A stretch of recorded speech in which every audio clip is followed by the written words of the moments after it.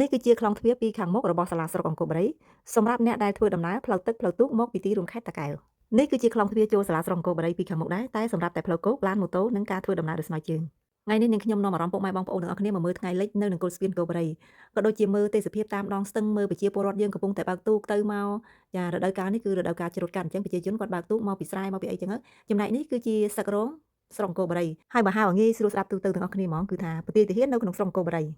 ហើយនាងខ្ញុំកំពុងតែឈរថតហ្នឹងគឺថាថតពីស្ទឹងម្ខាងទៅស្ទឹងម្ខាងអញ្ចឹងហើយដល់ទៅស៊ូមទាញមកឲ្យចិត្តចេះបានមើលឃើញ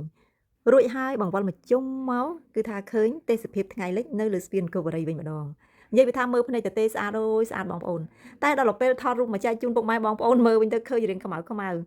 នេះអង្កាលពីថ្ងៃប្រហែលថ្ងៃមុននាងខ្ញុំថតអំពីទឹកគោកឥឡូវនេះទឹកចូលឡើងមកវិញហើយបងប្អូនទឹកចូលឡើងមកវិញហើយអានេះទៅសស្ពាននេះក៏មុនអត់ទាន់មានទឹកទេណាគោកចំណែកឯទឹកដែលគោកវិញនោះចំកន្លែងអាស័យកដាលហ្នឹងបងប្អូនហ្នឹងគោកដល់ហ្នឹងគោកចំដល់អាស័យហ្នឹងមានចន្លោះតន្ទីទេសម្រាប់បើកទូកតែឥឡូវអត់អីទេចូលឡើងពេញស្ទឹងវិញហើយបើនិយាយទៅដល់រដូវកាលច្រូតកាត់ខែចែកហ្នឹងគឺថាទឹកចូលនឹងនាចតែគ្រាន់ថារាល់ដងគឺមិនគោកខ្លាំងពេកទេដល់ពេលនាចមកវិញមកគឺច្រើនតែឆ្នាំនេះបងប្អូនអើយគោកខ្លាំងពេលដែលនាងខ្ញុំថតថ្ងៃមុនហ្នឹងខ្ញុំនិយាយពីរឿងបញ្ហារើសមាសមានពូម្នាក់គាត់ចូលខមមិនថាបើមិនឈួតក៏ឡប់ដែរខ្ញុំអត់ដឹងថាគាត់ចង់និយាយពីអីណាតែបើការរើសមាសបើចង់និយាយពីការរើសមាសពីមុនស្រុកអង្គរបូរីល្បីល្បាញខាងរើសមាសមែនអ្នកណាក៏ដឹងដែរឲ្យតែក្មេងវ័យសកលខ្សែជាងដូចខ្ញុំហ្នឹងគឺសិតធ្លាប់រើសមាសទាំងអស់តែបើអ្នកស្រុកឆ្ងាយខ្ញុំអត់ដឹងទេណាចាប់ពីត្រឹមខ្សែជាងខ្សែពាក់កណ្ដាលខ្សែលើសហ្នឹងគឺថាធ្លាប់រើសមាសទាំងអស់រើសមាសបានពិតៗបងប្អូនដើរតាមមាត់ស្ទឹងហ្នឹងរើសបានតែមាសកតិចទូចទេជួនកាលរើសបានធំទូចអ្នកខ្លះក៏រើសបានខ្សែកឥឡូវខ្ញុំបង្ហាញមួយទៀតនោះត្រាយខាងត្បូងនេះកន្លែងសាលារៀននេះកាលពី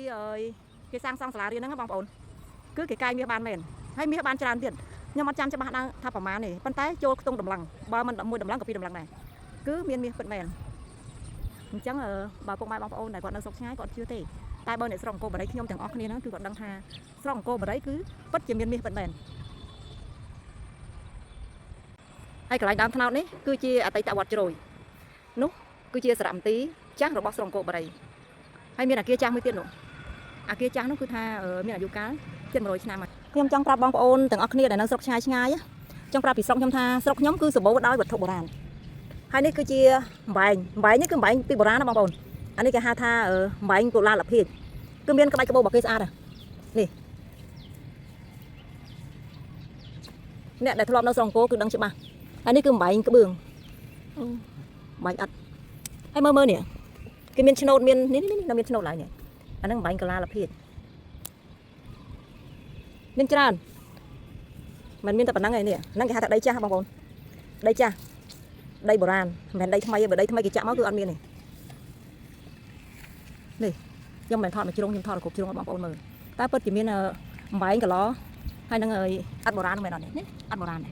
មានអាយុកាលរាប់ពាន់ឆ្នាំហើយពីមុនណាតាមដែលខ្ញុំធ្លាប់ឮចាស់គាត់និយាយឲ្យតែមិនភ្លៀងនេះហូរច្រោះអញ្ចឹងណាហូរច្រោះដីមកអញ្ចឹងគឺប្រកាសជារើបានហើយបើមិន5ហ៊ុនក៏មិនជីដែរហ្នឹងជារឿងពិតស្ដីពុកម៉ែបងប្អូនកូនក្មួយទាំងអស់គ្នាទីតាំងដែលយើងខ្ញុំកំពុងតែឈរនេះគឺនៅក្នុងតំបន់តេជោភូមិ100ដែលជាអតីតវត្តជ្រោយបងប្អូនកូនក្មួយទាំងអស់ដែលក្មេងៗជំនាន់ក្រោយអត់ស្គាល់ថាកន្លែងហ្នឹងជាវត្តជ្រោយទេតែបើចាស់ជំនាន់មុនក៏ដឹងថាកន្លែងហ្នឹងអតីតវត្តជ្រោយតែឥឡូវគេអភិវឌ្ឍបានស្អាតហើយបងប្អូននេះអូការកណ្ដោស្អាតណាស់បងប្អូននេះអូដល់ពេលថតមើលស្អាតតែមើលក្នុងបើភ្នែកក្រៅស្អាតណាស់បងប្អូននេះការកងោកសួស្ដីម៉ាក់យាយដើររៀងស្អាតមែន